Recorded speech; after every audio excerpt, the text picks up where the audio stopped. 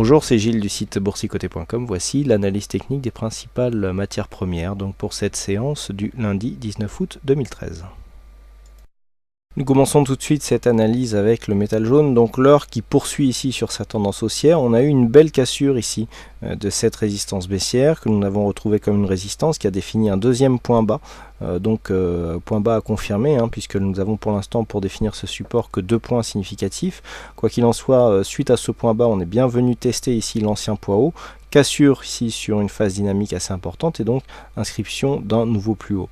Donc la zone des 1366 a été cassée, nous étions cassés les dents dessus en fin de semaine dernière, mais nous avons réussi une cassure donc sur la séance du jour avec un plus haut légèrement supérieur à 1380 $ l'once. Alors il faut prendre un petit peu de recul pour bien comprendre ce qui se passe du point de vue moyen-long terme.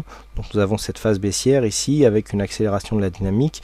On casse ici cette zone, vous voyez, cette résistance qui ne constitue ici qu'une résistance baissière sur une tendance moyen-court terme.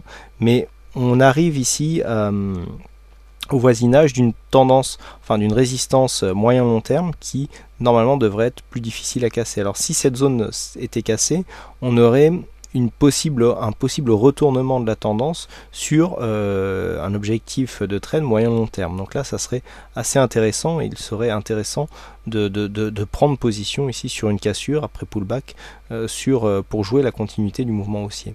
Pour l'instant, donc nous sommes en attente de confirmation. Comme je vous l'ai dit, nous avons deux points significatifs. La dynamique est plutôt bonne pour l'instant. On inscrit des nouveaux plus hauts assez facilement. Les cassures de précédents points hauts se font sur des phases relativement dynamiques.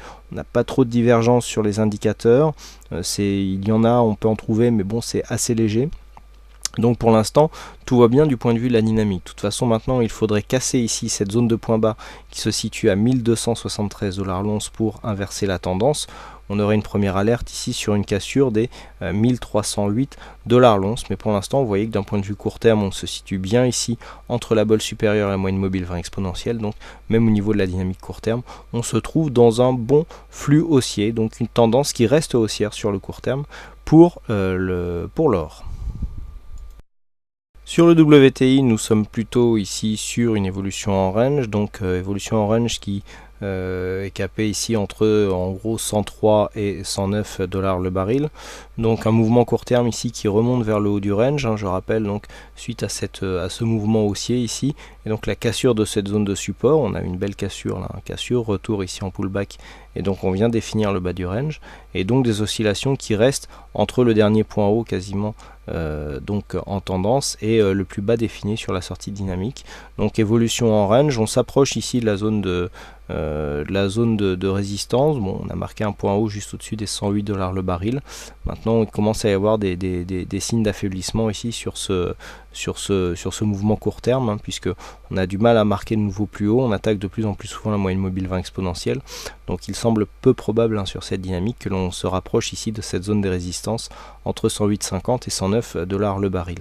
Donc toujours un fond de tendance qui reste neutre, une tendance court terme qui tente à faiblir, une cassure ici des 106,50 $ le baril nous donnerait un signal de consolidation et nous ramènerait vers le bas du range avec peut-être un appui intermédiaire sur 104 $ le baril.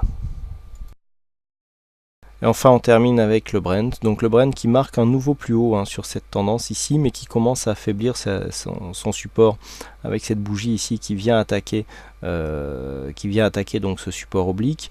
Alors même que nous étions plutôt en range sur le WTI, on voit bien que la tendance reste haussière ici sur le Brent avec l'inscription de ce nouveau point haut. Quoi qu'il en soit, sur la vue court terme, nous sommes là aussi sur un signal baissier. On voit un affaiblissement beaucoup plus net que ce que nous avons sur le WTI, avec une cassure assez franche ici de cette zone de support. Donc là, sur cette phase, on peut là aussi retracer les retracements de Fibonacci. Donc on a une zone de signal de consolidation qui se situe à 109,48.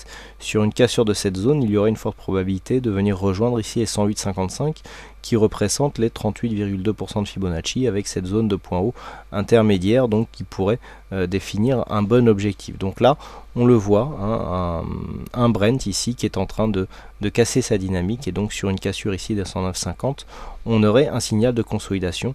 Ce scénario serait bien sûr invalidé sur tout dépassement haussier de cette zone des 111 $ le baril. Voilà ce que nous pouvons dire sur l'analyse technique des principales matières premières. Il ne me reste plus qu'à vous souhaiter à toutes et à tous une bonne soirée, bonne chance dans vos prochains trades, et on se donne rendez-vous dès demain pour d'autres analyses techniques en vidéo. Bonsoir à tous.